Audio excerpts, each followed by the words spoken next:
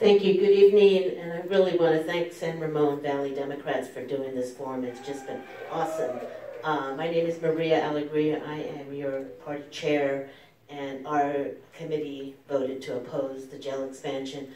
I just have one question, because I did read the application, and I just don't understand why you did not include in that application the fact that you have an ICE contract housing 285 detainees every day. Why wasn't that part of the application? Because I went to this steering committee and I told them, you should reject this application because it's false. It's not giving you a full picture of what's going on at that West County detention facility. So my question to you is, why wasn't that information part of the application? Thank you. You've been a very vocal opponent of the project.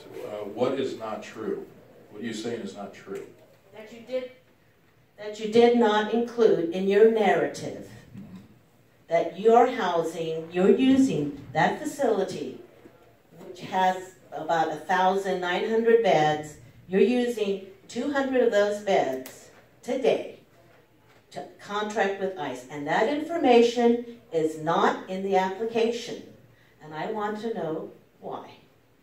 The application was for the new funding to build the community outreach, the mental health treatment facility, and replace the capacity at Martinez, right?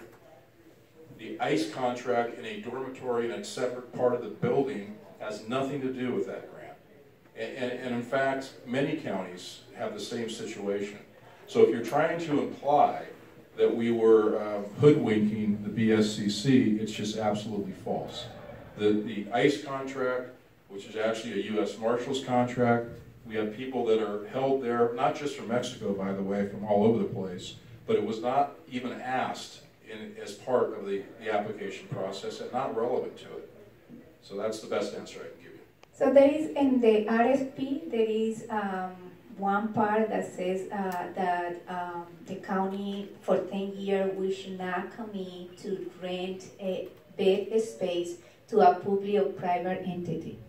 And yeah, this is true, and unfortunately what is happening is that because it's a new facility, the county can apply for it because the ICE is in the current detention facility. And this is why Nancy Skinner advocated and the Senate passed SB 630, which it says that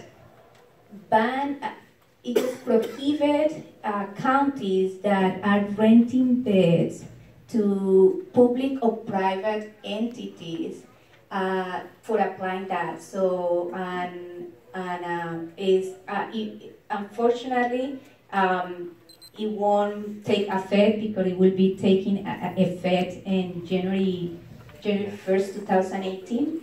But this is what the legislature is doing, is saying we cannot award counties that are renting bed space for building more beds and more jails.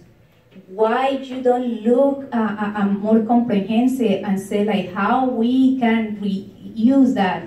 A report from 2015 said that the county jail system has 488 empty beds.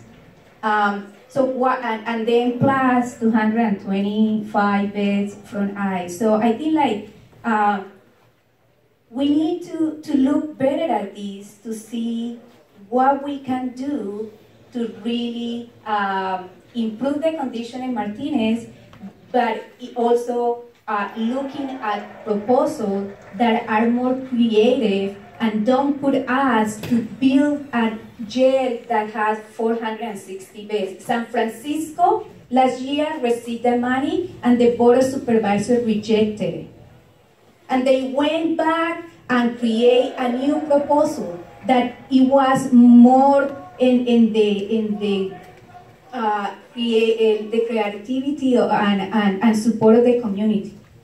So what we are saying is that we need a process instead of here we have the sheriffs to defend his proposal, we need is a community engagement to say like, this is what we need, an expert to say that. And I'm sorry to say, but prison law office is a well-known office. I think the narrative of these so-called judges or the media, so is this narrative of this new administration trying to put people in bad situations, so people start no trusting when these are good organizations that has good ideas and wants to improve the condition of people in jail.